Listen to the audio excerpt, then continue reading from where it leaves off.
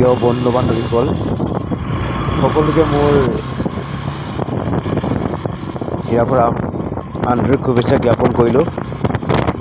আজি পবিত্ৰ ভাদ মাহ আৰম্ভণি আৰু এই পবিত্ৰ ভাদ মাহত আপোনালোকে নিশ্চয় দেখিছে মই এটা জেগাত ৰাখি আছোঁ, নিশ্চয় এখন বাইক কৰিছোঁ আৰু আপোনালোকক দেখাবলৈ আহিছোঁ পবিত্ৰ ভাদ মাহৰ মাজোৰা পালনাম শ্ৰী শ্ৰী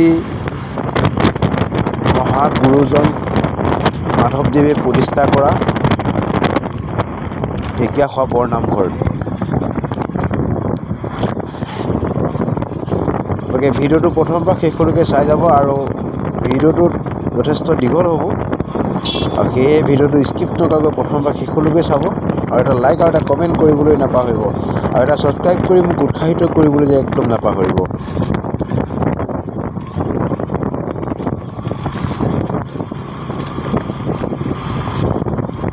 পাই গ'লোহি বৰ্তমান ঢেকীয়াখোৱা ঐতিহ্যমণ্ডিত বৰনামঘৰৰ প্ৰথম গীত। এই পবিত্ৰ তীৰ্থস্থানতে মহাপুৰুষ শ্ৰী শ্ৰী মাধৱদেৱে প্ৰতিষ্ঠা কৰিছিল এগছি জ্বলন্ত বন্তি। বৰ্তমান সেই বন্তিগছ জ্বলি আছে আৰু নামঘৰৰ কি সৌন্দৰ্য সেই পৰিৱেশ আপোনাক সম্পূৰ্ণ দেখাম, ভিতৰলৈ যাওঁ। আৰু বৰ্তমান আজি ভাদ মাহৰ পবিত্ৰ ভাদ মাহৰ পহিলা দিন দেওবাৰ। আজিৰ পৰা ইয়াতে 4 প্ৰসঙীয়া নাম চলিব, দিন ৰাতি সমানে চলিব আৰু বিভিন্ন প্ৰান্তৰ পৰা আহে ভকত বৈষ্ণৱ। ধুবুৰীৰ পৰা শদিয়ালৈ সকলো দিশৰে ভকত বৈষ্ণৱ ইয়াতে আহি পৰাপন্ন কৰেহি এগছি বন্তি আৰু এখনি শৰাই আগবঢ়াই সকলোৱে দিন শুভ কামনাৰে।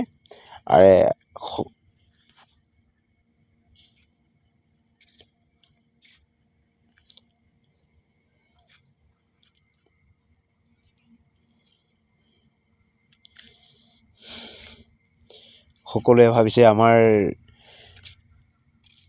ইয়াতে ৰাসক বাইক, বোলে আগত যাওঁ আগত যাওঁ আগত যাওঁ।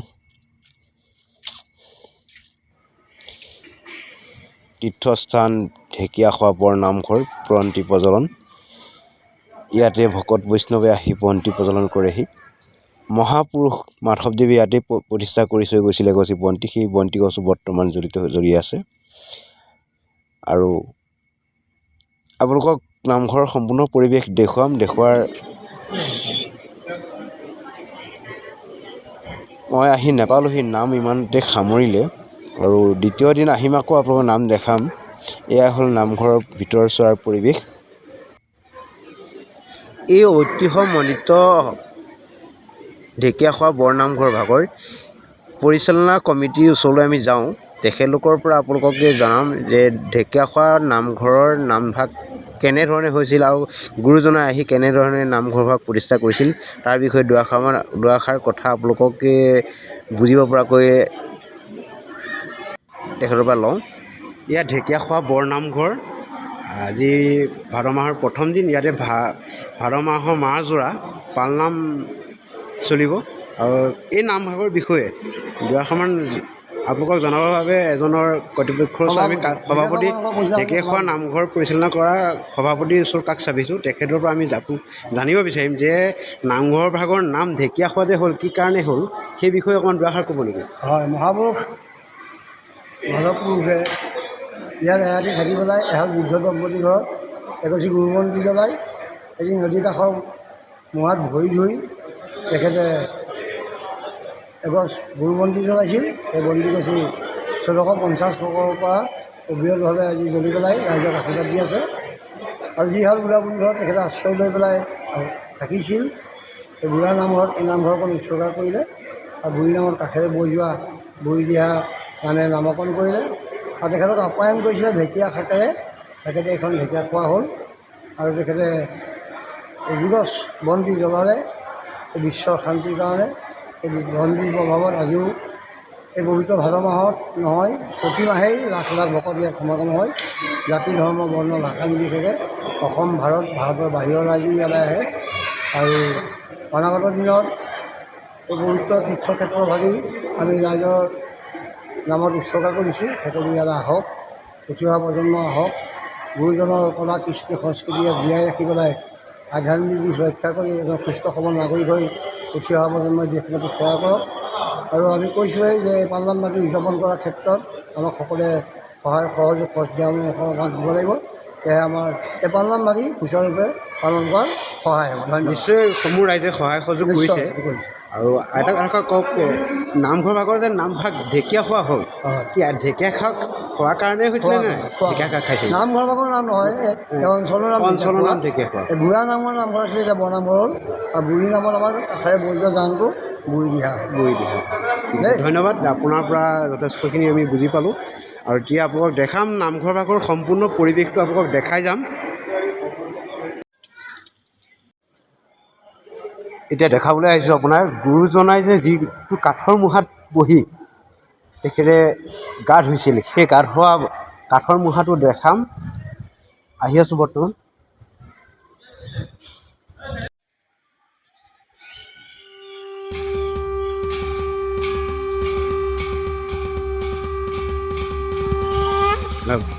বাহিৰ ভিতৰ সমস্তটো দেখা গৈছে যে বঙলা আছে ইয়াতে, বিভিন্ন প্ৰান্তৰ সকলো আলহী উঠি আহিলে ইয়াত থাকিব পৰা হয়।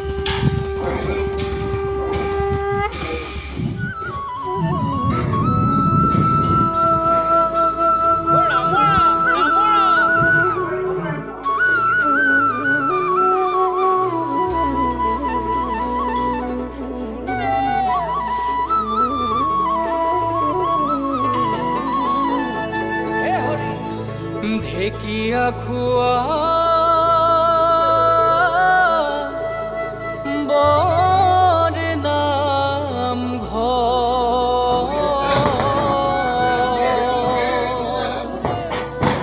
মাধৱদেৱে কৰিলে স্থাপন।